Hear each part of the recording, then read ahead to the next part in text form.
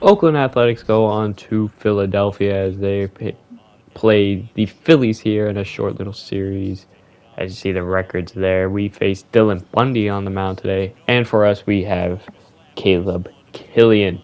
We now jump over to the top of the first, where the first batter of the day is Bo Karlik here in a 2-2 count. And he flies out to center field, which is Ramon Laureano, former Athletic there, and he gets out number one. You will check out the Athletics lineup here. Nothing has changed 1 through 8, maybe slight changes up and down the order, but number 9 is Hunter Bishop, recently called up in his first MLB game. Besides that, it's mostly the same lineup against righties that we always bring. And Dansby Swanson here, 3-2 count, 1 out, and he hits one deep to right center field. Harper gives it a leap at the wall, but he won't come down with it, and that will be the 20 or 25th double of the year for Dansby Swanson, who's been an extra base machine when he wants. Yeah, as you see, 20 doubles there. Meadows would do nothing, and then Anthony Santander would drive one to deep right center field. Laureano gives it a chase, but he will not be able to get it, as Santander drills his 9th homer of the year and gives the Athletics an early 2-0 lead here in the first against Dylan Bundy, who's having a pretty solid year for the Phillies, which will then bring us, well, actually, next batter up would be Lawrence Butler, who 2-2, 2 outs, he'll just hit a hard line drive to Anthony Rizzo. Bringing us, wow, now to the defensive side where it's Caleb Killian facing this high-powered Phillies offense as Gene Segura flies one out to his left field. It's caught by Bo Karlik. You can see the offense here. Big names, obviously Bryce Harper, Schwarber, Nick Castellanos, Real Muto. They added Rizzo and Yairo Munoz at the bottom.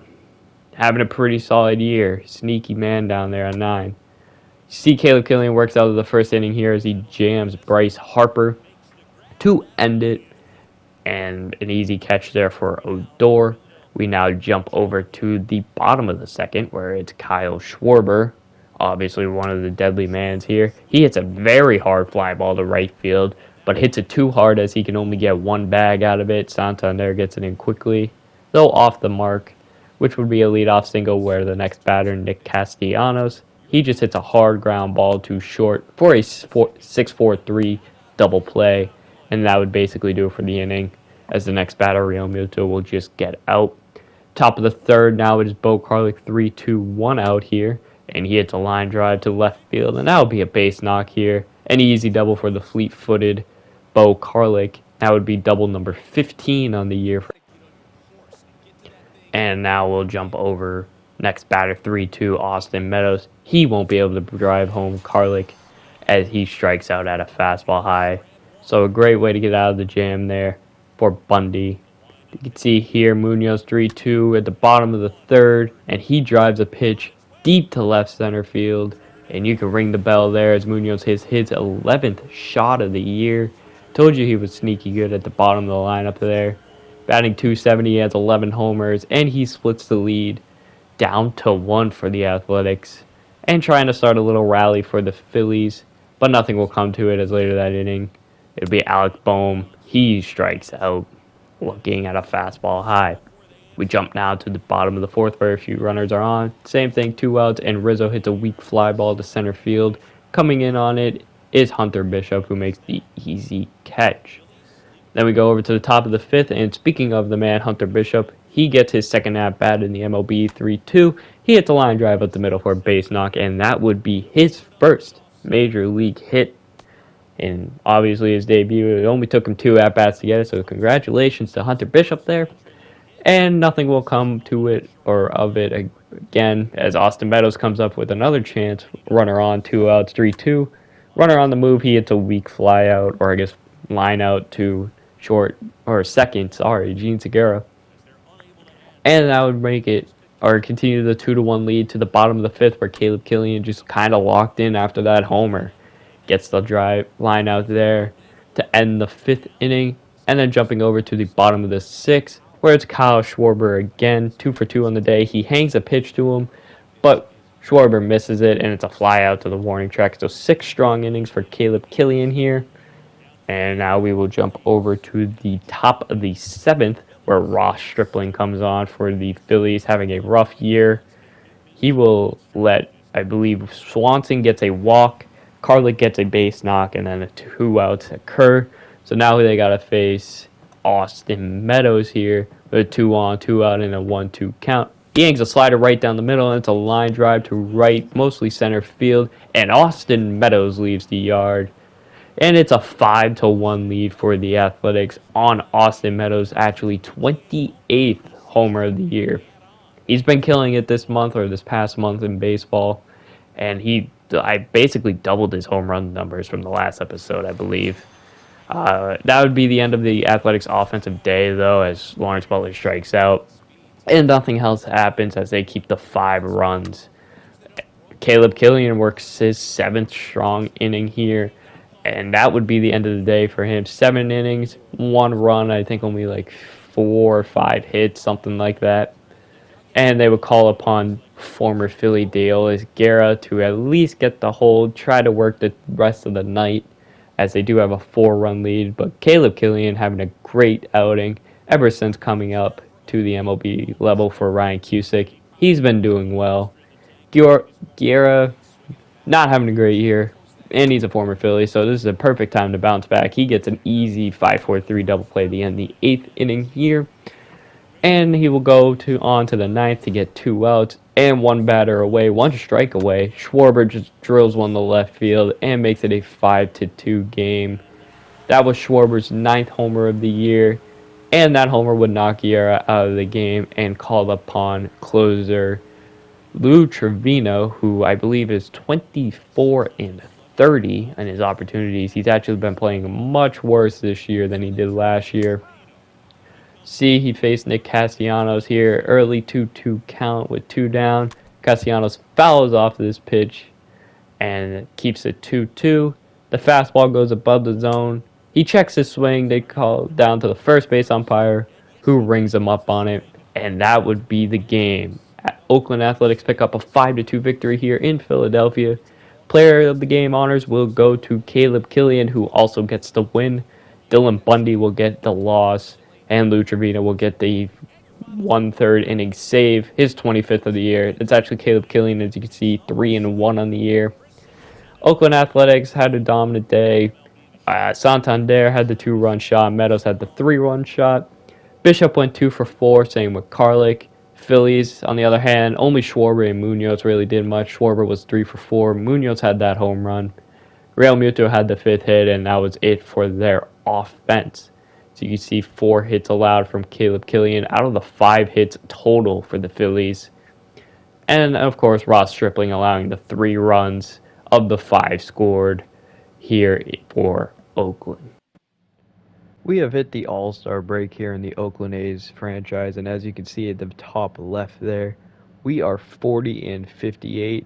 And for the rest of this episode, I'm just going to peep through the stats, kind of simulate through some more games, some of the All-Star break, of course, and some of the games. As you can see, right after the All-Star break, we had to, we stay home for 6 games to face on division rivals, the Rangers and the Seattle Mariners. And then we head to Texas, and I probably will end up playing one of these games at Fenway, just because I don't think we played at Fenway. Believe we did play the Red Sox before, but it was in Oakland. I'm going to see, was it this year or was it last year we played Boston? Looks like it was last year we played Boston.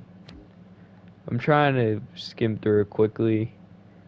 So most likely in the next episode we'll have a game in Boston, and we'll probably play another one. Not sure where yet, but we'll end up playing another one. But let's jump right into the stats for our team. Alright, so we jump into the stats here, and I will say this right now, I have it sorted by at-bats. So we're just going to go down the list and talk about everyone's stats. I might view the player card if I want to get more in depth for them. But this is probably the Screen Owl show for now. We start off with probably our best batter right now, and not only right now, probably on our team in general, Austin Meadows. I think right before, the last month of the year, or month of this season, Meadows has hit like 15 homers. At one point, he just hit his 13th homer, and then the next game we played, he had 27 or 28. He just started going off with his home runs in the last month. I don't know if his stats are going up. Yeah, as you can see there, +5 against righties to his power, and I believe most of his home runs are coming against righties. I don't know if I can actually check here. Um, doesn't look like I can. I probably can in this menu, but I'm not going to.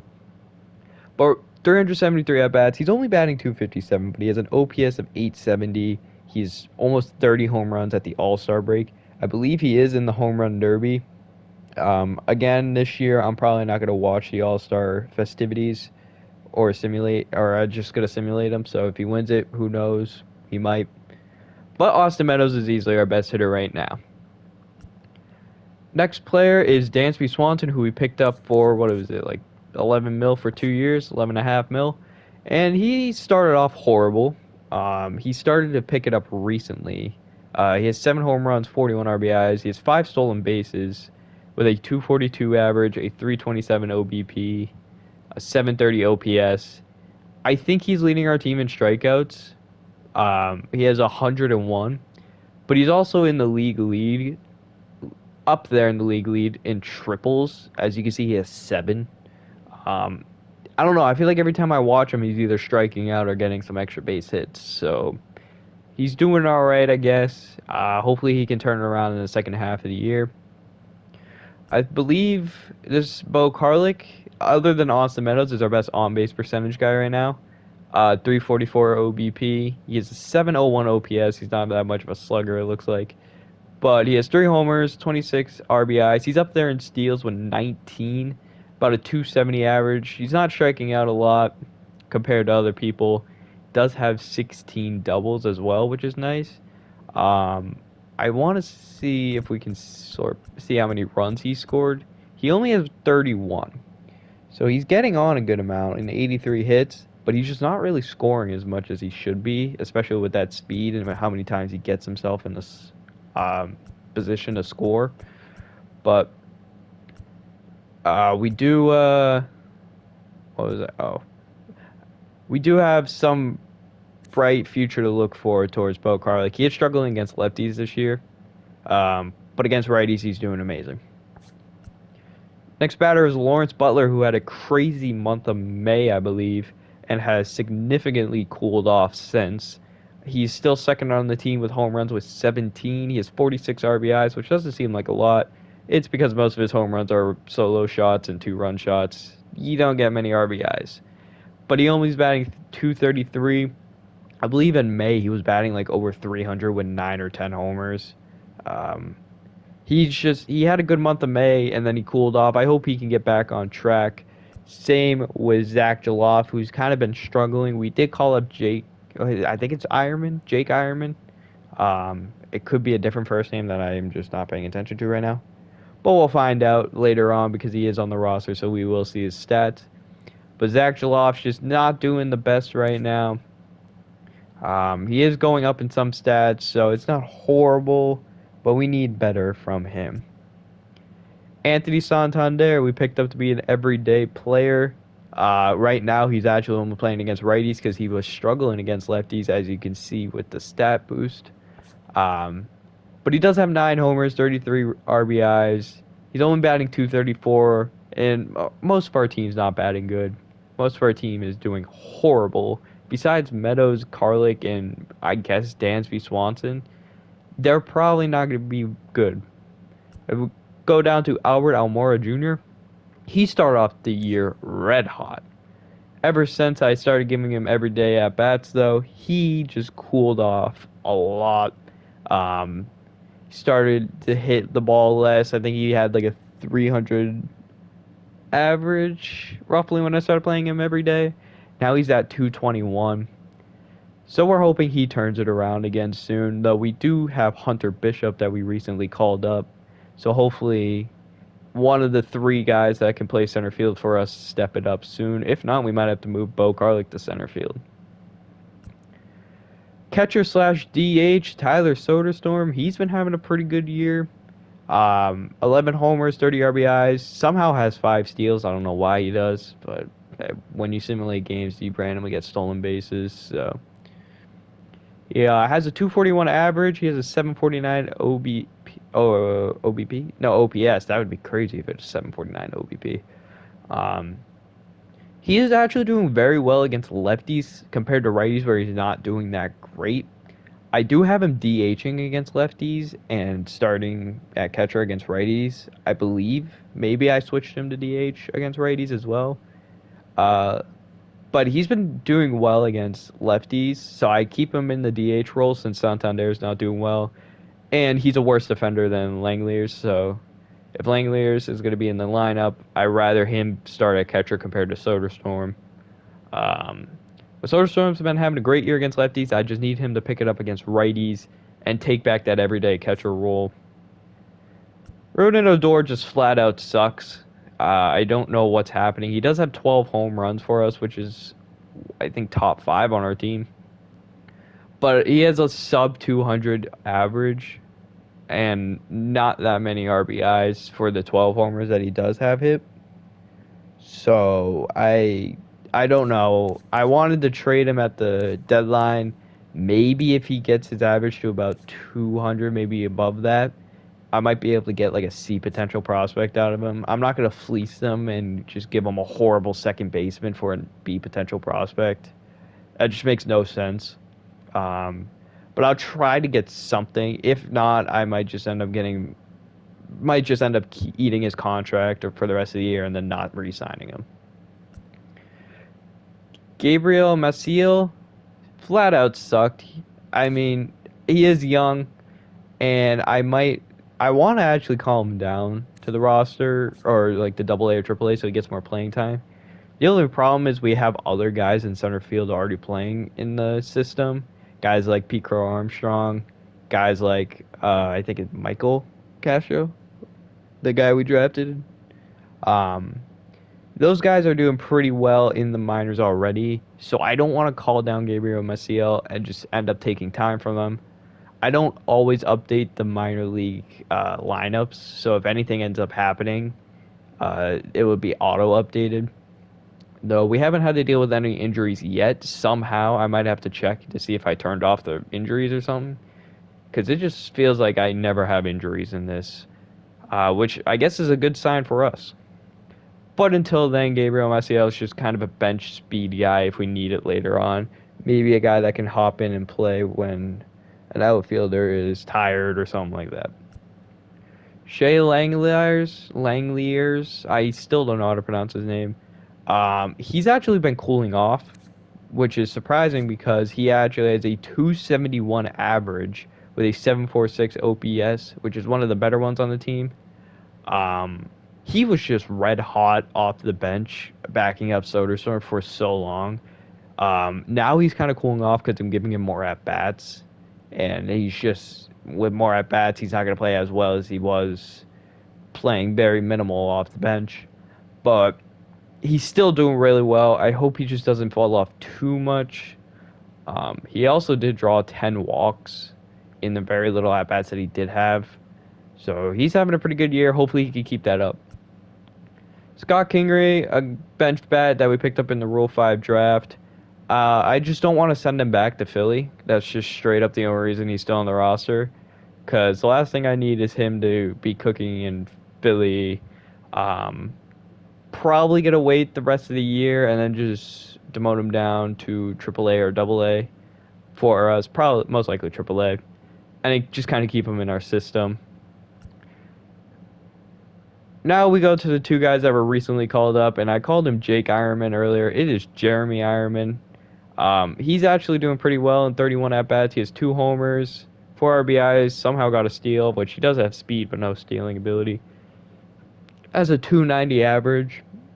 The only thing with Ironman is I don't like that fielding at third base, which is weird because I also have Jaloff starting at third base, who's also not a good fielder. Um, I actually don't like that fielding in any of his positions, so I have him DHing a little bit. But just hopefully he can pan out to something. Worst comes to worst, he either gets sent back down to the minors or he just becomes a bench bat for us. I do like the potential that he has, though. And here's Hunter Bishop. 16 at bats, very small sample size. He hits 250 average. I actually had him starting in center field in the game against the Phillies, as you may have saw. He went 2 for 4 in that game. He's only got 2 more hits since. He's gotten 2 doubles.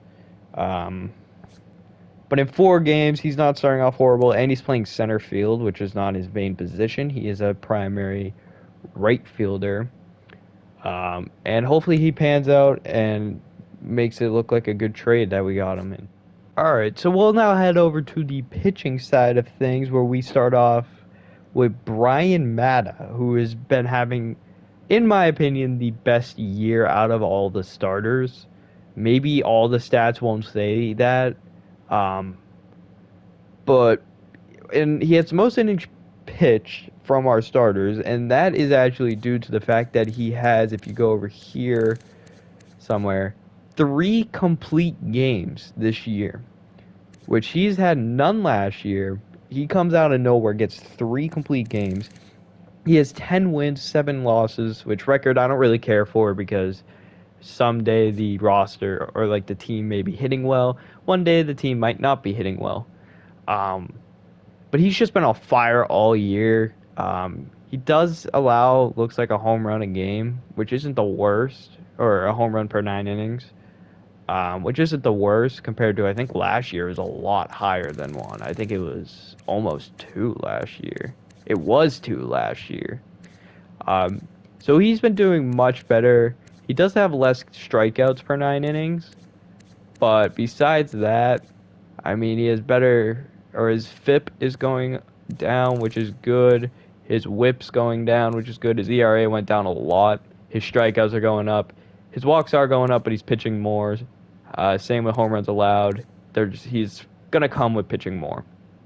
But Brian Mata is someone that I'm liking right now a lot, and he's having a great year so far, so hopefully he can keep it up. We now jump to the ace of the team, who might be the only one in contention with having a better year than Brian Mata, and that is Cole Irvin. 7-8 record, 61 strikeouts, a 3.12 ERA with a 1.38 WHIP. He's been trying to hold down as much as he can. He's our ace. I don't think I have much gameplay of him this year. So maybe I'll get a game with him soon. But yeah, he has 20 games started. He's 7-8. He doesn't obviously. I guess he is walking a little bit more than I do like, but I wouldn't say he's actually pitching more because he's pitched less innings and walked more batters than he did the last 2 years here. But he's not allowing as much home runs yet. He's only allowed 18. He has a lower ERA, of course. He has a little bit of a higher WHIP. He has 12 quality starts already, which is good. He has no complete games, unlike Brian Mata. His WAR is kind of there. You can see his Ks per 9 is going down. His walk per 9, though, is at 3.4, which we need to fix that sooner rather than later.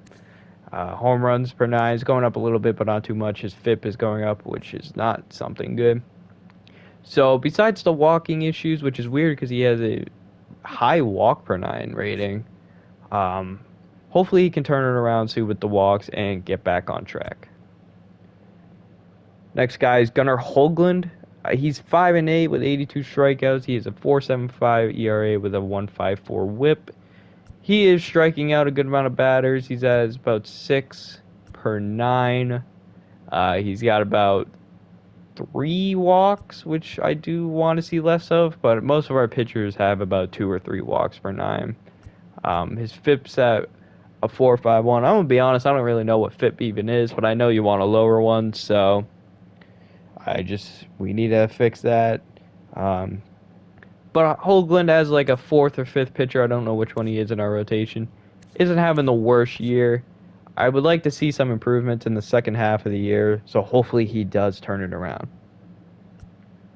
We now go to James Kaprelian, who is just flat out sucking this year. You see a 3-9 record. He's 94 strikeouts, but he has a 4.38 ERA with a 1.27 WHIP. He is walking about 4 batters a game, getting 7 or 8 strikeouts a game as well.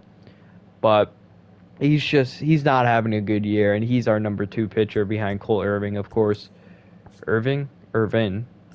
Um, but yeah, he's just not doing well. Maybe I can try to trade him away for someone who needs a 4th or 5th pitcher. But I most likely will just end up keeping it and hope he turns it around sooner rather than later. Before we get to the 5th starting pitcher, we have a couple relievers to look at. Paul Blackburn not having a good year compared to last year. But last year he was a starter, not a long reliever. Um, so yeah, I mean, it looks like he's done a better job at starting than he has long relieving. But what are you gonna do? He's a reliever. He has a low K per nine, a pretty low hit per nine. I would like it to be higher. Um, he's only at walking 2 batters per nine. He has a sub 1 home run per nine, which is good. But he's just allowing a lot of hits and a lot of runs, so we need to hopefully turn that around from the bullpen. Rule 5 pickup Aniel De Los Santos. 5-1 record. He has 83 strikeouts. He has a 3.86 ERA with a 1.44 WHIP. I'm loving the K per 9 on this man. He has a 10.3 K per 9. However, everything else is kind of iffy. He does have an exact 1 home run per 9, which isn't horrible. But he's almost walking 4 batters. Like, I think only Kaprelian has more walk per 9 than he does. Actually, just looking at the other people, it is not even true. But Iniel De Los Santos is one of the relievers out of the pen that I do like a lot. And he actually has a 3.46 FIP, which is pretty good, I believe. So hopefully he can keep it a year. Maybe he gets slightly better. He was a Rule 5 pickup, so I'm not mad at this at all, even if he doesn't have the best of years. Um, like, we didn't have to send him back to Cleveland, which is amazing. So hopefully he can keep killing it, and maybe in the future he becomes one of our staples in the bullpen. Our 5th starter here is Caleb Killian, who we actually called up in to replace Ryan Cusick, who had a horrible start to the year. And Killian's had a pretty good time here in his first 5 or so games, I believe. 8 games, all right, shows how much I know. He's 3-1 with 37 strikeouts, a 3.22 ERA, a 1.3 WHIP. He's a 7.46 K per 9. He's walking about 3 to 4 batters a game and allowing 1 home run per game. But it's not that bad from a rookie. He has 5 quality starts in his 8 games started.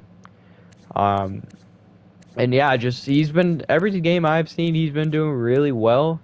Obviously, he's not going to be perfect. He is a young pitcher, but hopefully he does keep this going.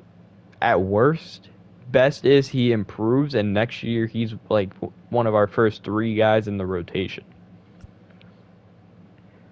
Here we have Randy Vasquez. I believe the Yankers. Wow, I'm struggling to speak today. But the Yankees, former prospect pitcher. He's been doing all right for us out of the pen.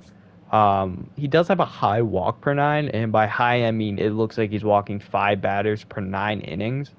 But he has a sub 4 ERA, which isn't horrible. He is kind of in our long reliever role with Paul Blackburn, so they're kind of splitting time. I've noticed that my problem with him is I keep him in the games too long. So as long as I actually pay attention and we just get those ratings up, he'll be a nice guy to have in our bullpen for a while. If not, like, worst comes to worst, we end up getting some value out of him, hopefully. He is only a 62 overall, but he's also only 24 years old. So hopefully he will keep going up. Lou Trevino's been having a semi-weird year. He has 26 saves and 32 strikeouts, 3.48 ERA, 1.4 WHIP. He's walking about 5 batters a game as well, allowing almost 2 home runs a game. And he's blown 6 saves already this year. Now, I don't know what my plan is for Trevino. I think if he gets a pretty decent trade value out of him, I will be dealing him at the deadline. If not, I'll kind of keep him, and if he turns it around, maybe we end up re-signing him. He hasn't had a bad like 3.5, 4 year stretch here in Oakland, but I mean 6 or so blown saves at the halfway point when you had 6 all of last year. It's not a good look here, and hopefully we can have him turn it around and stop blowing so many saves. Jose Alvarado has just flat out sucked this year. Um, he has a 4.64 ERA, which I guess isn't the worst, but it needs to be better. He has a 8K per nine, roughly, but a 7 walk per nine. And I don't know. He's been kind of weird. He's been getting rocked by lefties. He hasn't been pitching a lot in the last few years for us. I mean, last year he only pitched 19 innings, and it just looked like he had a great year. So I re-signed him for 2 years. And now he's not doing that well. Hopefully, the end of this year, going into next year, he turns it around because I really do like Jose Alvarado as being our main lefty out of the pen when needed. On the other hand, our other lefty is Adam Kolarek, and he's having a bit of a better year compared to Jose Alvarado. But still, I would like it to be a little bit better when you're only pitching 28 innings and you allow 14 runs or 12 earned runs, I guess, compared to last year where you had a sub 3 ERA. Hopefully, he can also turn it around this year. As you can see, last year he actually had 9 blowed saves. This year he has 2. But hopefully, we just use him to get the hold. Hopefully, he can keep that up. He's going down in ratings, but that's because he's a 34-year-old veteran pitcher. So hopefully, he can just stay good. And then the following year, either trade him or even this year, try to trade him. Down to our last pitcher, Dale Guerra. He flat out sucks as well. He has a 5.8 ERA with a 1.56 whip. He's allowing about 2 home runs per 9, about 4 walks per 9. He's just having a horrible year. And hopefully he can either turn it around or we just end up getting rid of him after this year. Um, he's a veteran. He's 33 years old. The only reason I see myself re-signing him next year is for depth. Like, I just want to fill up the minor leagues, and he might end up being one of the guys that goes to the minor leagues. Or, best case scenario, he turns around his season and we keep him in the bullpen for another year at least. All right, so we just went through every one of our stats, and I'm not going to go through all like the minor league stats. Maybe I'll check up on a few players after. Here, I'll show the league leaders, though. Got batting average is Vlad Guerrero. Hits is actually David Fletcher and Luis Arias. He's been having a pretty good year there. At bats, same thing, Fletcher. You see Crawford's up there. Doubles, you got Miles Straw leading the way with Xander Bogaerts tied with him. As you can see, triples, Dansby Swanson is tied with IKF with 7. This is all in the American League, by the way. We will go take a look in the National League right after. Home runs, you see Trout and Brandon Lau both have 29. Austin Meadows in third place with 28. So he's trying to fight for that home run title, but hopefully he does do well for the rest of the year and doesn't cool off a lot, because I damn sure know Trout will not cool off at all. RBIs, Trout has 83. Austin Meadows is third with 70, tied with Naquin. Runs is also Mike Trout. You see, again, Austin Meadows is up there, top 5. Stolen bases, we have Nicky Lopez, IKF, tied with Adalberto Mondesi. And then Bo Carlick's in 4th place with 19. He's trying to get up there in the stolen base leader, but I think with Nicky Lopez, or I guess anybody on the Royals or the Yankees, there's a good chance he's not going to win that. But he's going to put up a fight trying. You see the leaders in walks. We have, it looks like a 4-way tie in first place with 53. Rosarena, Arias, Trout, and Bregman. On base percentage here, Rosarena has a above 400. Same with Mike Trout. They're the top 2 in the AL. Slugging percentage, Kyle Tucker has a 651, where Mike Trout has a 644 at number 2. And OPS, Mike Trout leads by about .020 over Kyle Tucker. He has 1,048. We now go over to the pitching side of things where Shohei Ohtani, who's not even having a bad hitting year, so he's probably going to be the MVP, has the most wins with 14. You'll see Brian Mata tied there in 5th place with 10. Least amount of losses here, you can see Tyler Anderson and Chris Sale each only having 1 loss. Don't have any of our players there because I think each one of our players, has at least multiple. And Caleb Killian doesn't qualify for the, I guess, the stand or the league leader position yet. Saves, we have a 2-way tie with Rafael Iglesias and Emmanuel Clase, both having 33. We go over to the ERA. Lance Lynn has a sub-2 ERA. He leads the AL. Same with Shohei. I guess not the same because technically he has above a 2. But again, he's just having a great year. So what are you going to do about it? Home runs allowed, the least is Shane Bieber. He leads with only 6 home runs allowed. He also has the most shutouts with 4. You can see other names. John Means is up here with Grayson Rodriguez is also up there. So the Orioles pitching some shutouts here. We go to strikeouts. It's Shohei by about 23, I believe. Yeah, he's probably going to be MVP this year if he keeps this year up. Complete games, you will see Brian Mattis tied second, of course. Bieber, though, he has 4. His first one coming against us in the debut of the year. Innings pitched now. We go to Shohei Ohtani has the most. Chris Sale's up there.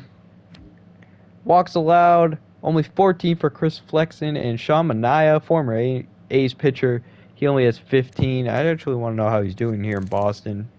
He's a 3.28 ERA, so he's been having a pretty good 2 years, really since leaving us, even though he had a pretty decent year before we traded him. Lowest whip is Shohei Ohtani and Lance Lynn, both with sub-1s. Pitching WAR leader is Shane Bieber with a 4.3. Shohei is a 4.1. And batting WAR, it's going to be Mike Trout, almost guaranteed. We now jump over to the NL where we quickly will go through everyone. You see batting average is Juan Soto. Hits leader is Freddie Freeman with Matt Duffy up there. At bats, Matt Duffy, the former Angel, now Red. That's surprising. He's probably having a pretty good year over there. He leads in at-bats. Trey Turner leads in doubles here with Fernando Tatis behind him. Triples, there's a, 6-person tie in first place with 6. Kept off by Ozzie Albies there. Home run leader is Freddie Freeman with 28. And Nick Castellanos is there with 27. I thought his name was Nicholas Castellanos. Did they really edit it to just be Nick? Or did he... I don't know. RBIs is Nick Castellanos. Runs is Freddie Freeman. Stolen bases is Starling Marte with 32. Trey Turner has 28. Both of those players would be number 1 in the AL. Walks is Ketel Marte having a pretty good year. I forgot he was a Chicago Cub, actually. So it looks like he's having a good year in Chicago. On-base percentage is Juan Soto with Ketel Marte up there. Slugging percentage is Freddie Freeman with Nick Castellanos and Judge. Forgot he was in the Brewer now. OPS is Freeman, Soto, then Judge. Wins is Walker Buehler. He stands alone with 12. Losses, Dustin May and Walker Buehler. These Dodgers pitchers are just dominant. You can see the top 3 pitchers in their rotation are in the top 3 in losses. And I think they're in the top... I think they have 4 guys in the... Yeah, it looks like they got 4 guys in the wins. They're just having a great season over there in LA. And to top it all off, Blake Trinan is their leading closer and leads the league in saves. So they're hitting every category here in LA. ERA is Zach Wheeler. Oh, switched to wrong. Home runs allowed. Danny Duffy's only allowed 5. Ahead of Scherzer. I don't know who this is, but he's actually having a pretty good year, so won't complain there.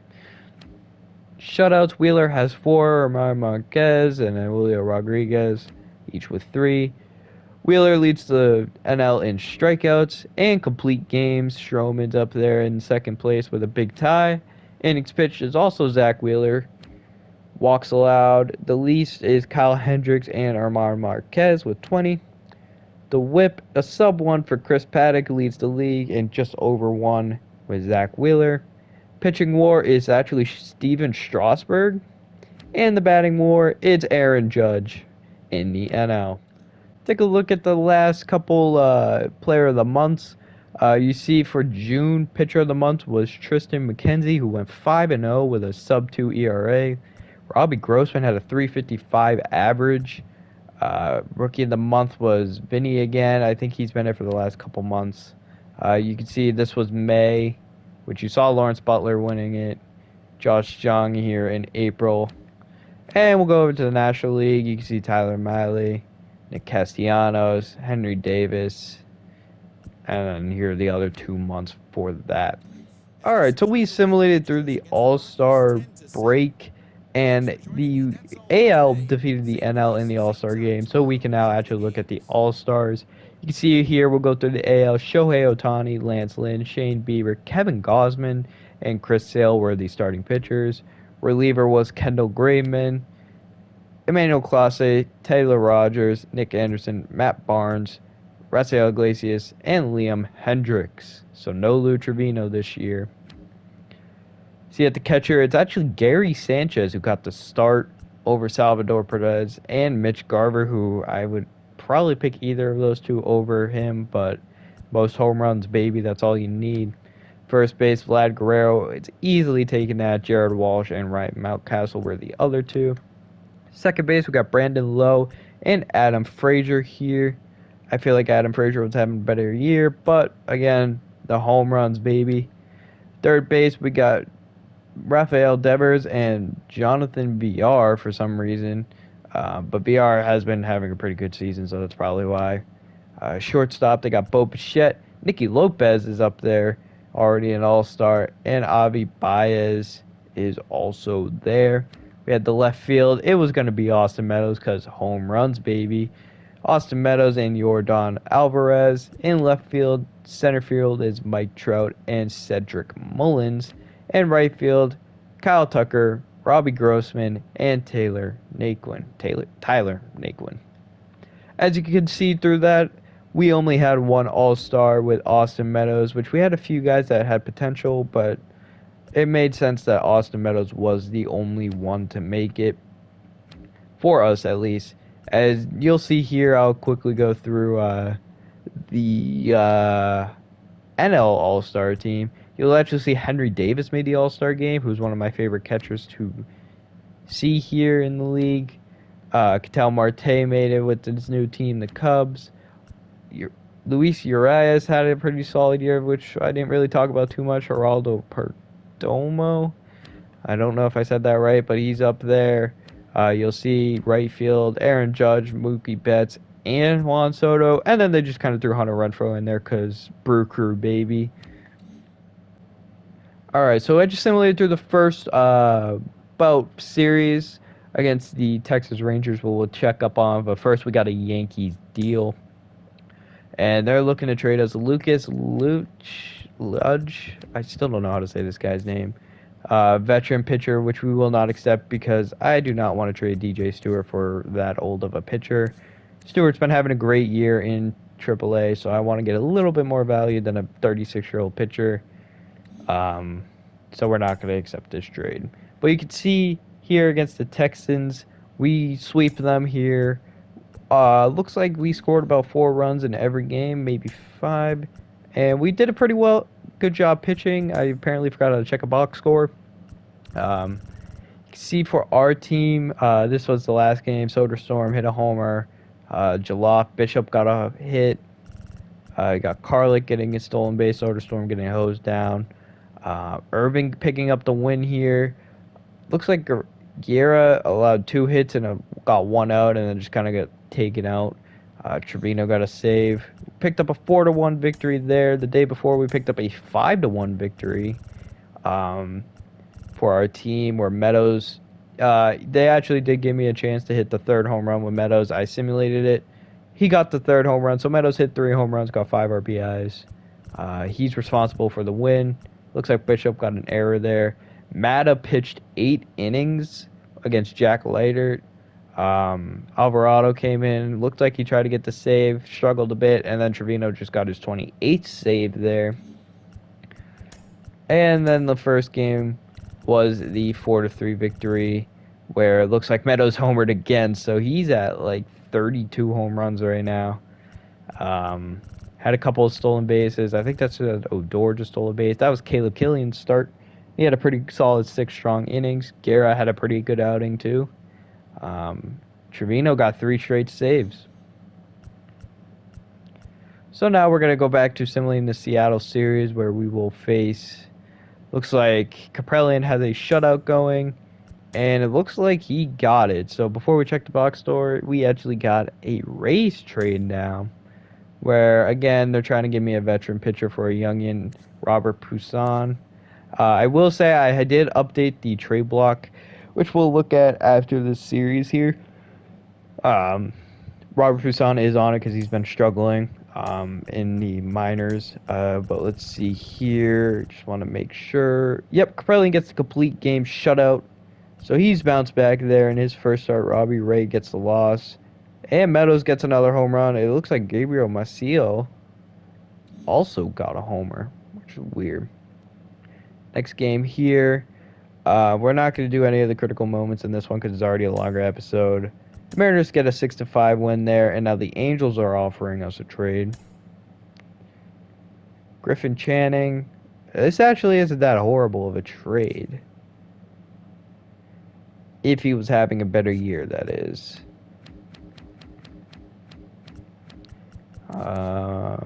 See Robert Pusan's stats here. It's just the second year in a row where he's not having a good year. And Max Muncy is just doing way better than he is in the minors. So I'll keep him on the trade block. Probably won't trade him yet. But if he has another bad year next year, he will not be coming back. I do find this interesting, but I don't want him going to a rival team, so I'm not actually going to accept it. See here, a 6-5 loss. It looks like they just... I mean, this is a very good team. Meadows got another home run. Hoagland pitched 6 strong innings. Alvarado got a hold, same with Guerra.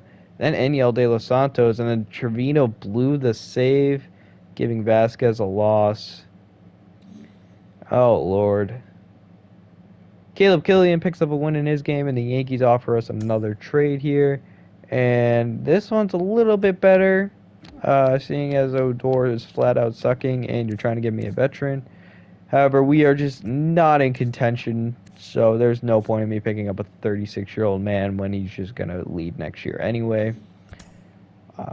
4-3 win here. Vasquez gets the loss he got last game and turns it around and gets a win in this game.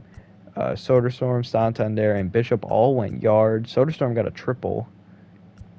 Did he get a single? What happened? Also says Soderstrom has 1 hit, so I don't know how he got a home. Oh, that says Swanson, not Soderstrom. Oh, man. Oh, it's tough. Okay. I'm going to act like that did not happen. Killian pitched 5 strong innings. Vasquez gets a win for his inning pitched. Alvarado and Kolarek both getting holds. And Trevino getting the save. And yeah, we're going to simulate the last series here.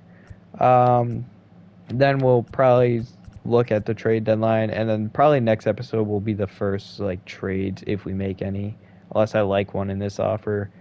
Pick up another win, so we're on a little roll right now. The Braves offer us a trade, Colin McHugh for Lou Trevino. That's just not gonna happen. Yeah, 1, 2, 3, 4, 6 of the last 7 we won. We see here Maciel playing again. Meadows homered again. We had an error from Butler, which is rare. Looks like Gallo homered for them. Matta pitched 6 strong. Looks like Guerra got an inning. De Los Santos gets a win, and Trevino gets another save. Leiter pitched 6 pretty decent. Had pretty much the same line that Brian Matta had, so they had very similar games. Tropiano, he did not do well in the 2 and 3rd innings pitched. Matt Bush got him out of the game, though. Now we're going to simulate the Cole Irvin game where Blackburn is on. And the Rangers pick up a win 5-4. Mariners offered us a trade, which we're most likely not going to accept, though that is very enticing. A fireballing right-handed youngin in Munoz, who's having a very bad year for Lou Trevino, who is a veteran. That is very enticing, but I will not be accepting that trade. Maybe in the offseason I'll go for that again. I don't know. Well, you see Meadows homers again in this game. I know it's... Did Duran do any damage there? It looks like he got an RBI, so it might have been Duran who walked it off. See, Irvin and Blackburn were the only 2 pitchers we had, while they only had Gray and Morjan. I don't know how to say that. But did not look good there. And let's see what we do here. King's trying to close us out. See if we pick up the win. We lose 5-4. The Marlins offer us a trade for John Birdie, Anderson Tejeda. I'm just not picking up a 33-year-old veteran utility man, even though he's having or coming off 2 pretty good years off the bench. But I will not be accepting that. As we simulate here, Austin Meadows homers again. Bo Carlick got a homer. Looks like Seager, Gallo got a triple, Garver got a triple. Prelian pitched 5, allowed 4. Vasquez allowed the 5th run. Yeah. And the last game before the Red Sox series, the Rockies offer us a trade here. Michael Tonglia, an injured first baseman, for Lou Trevino. Are the Rockies in contention?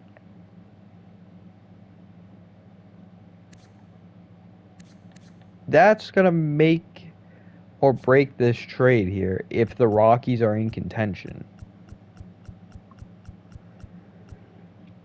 Because I will easily accept this trade if the Rockies are in contention for the playoffs. So let me go check that real quick, and then I'll try to make that trade well for them.